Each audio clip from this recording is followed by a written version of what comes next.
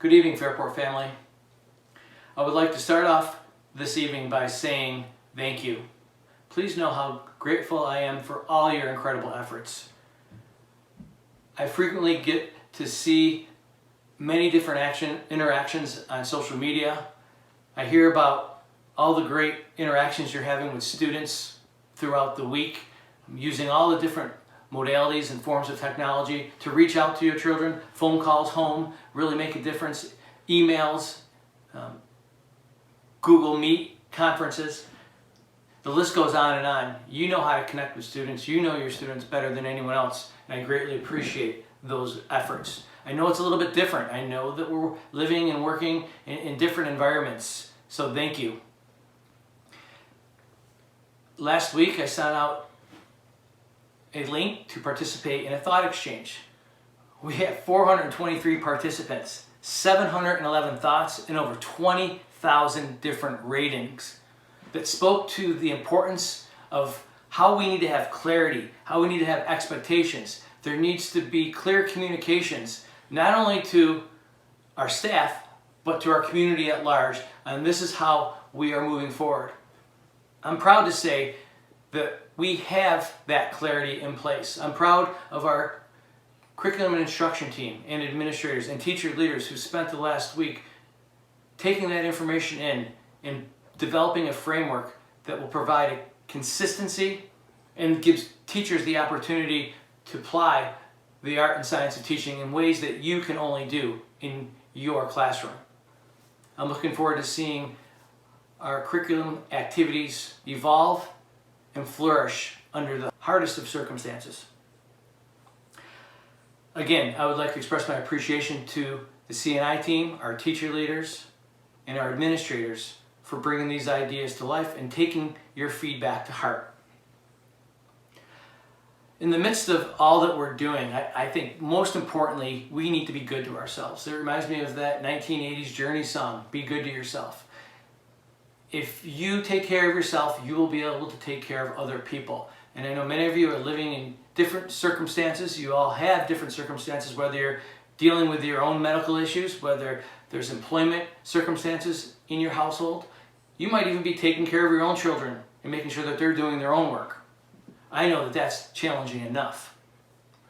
Be good to yourself. Take a moment to yourself. Make sure that you provide time to reflect and get away, just so you could be balanced and centered. That's important. And if you're struggling with these academic expectations, please know that you can reach out to your administrators, reach out to your colleagues. There's many people who care for you. Please take advantage of those people around you. We are better together, we are stronger together, but know that that's our priority. I can say that with certainty from my perspective and of course our Board of Education's perspective. Your administrators and your colleagues want you to take care of yourselves. I know many of you have been watching the economic situation in our state and throughout the world and nation very closely. This past week, Governor Cuomo issued his final budget to all schools in New York State. We received our numbers. We're currently looking very closely at our budget and our fiscal outlook for the future.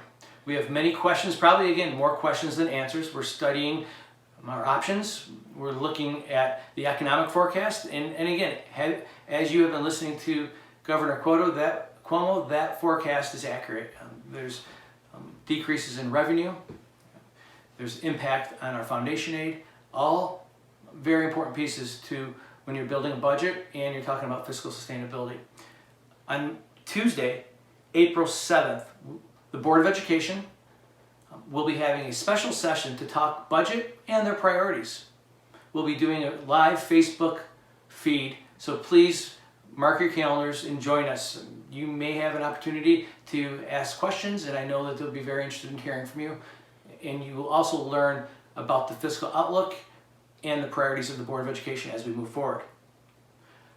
Speaking of Facebook Live, on Monday, April 6th, we'll have a community forum, just myself and the community, and I believe I'm going to be having the opportunity to have Board of Education President Peter Forsgren with me to do a Facebook Live interview with the community in response to COVID-19 in the Fairport Central School District.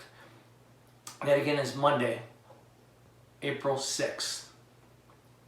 Finally, once again, I'll end the way I started, and that is just expressing my gratitude and appreciation for all of you.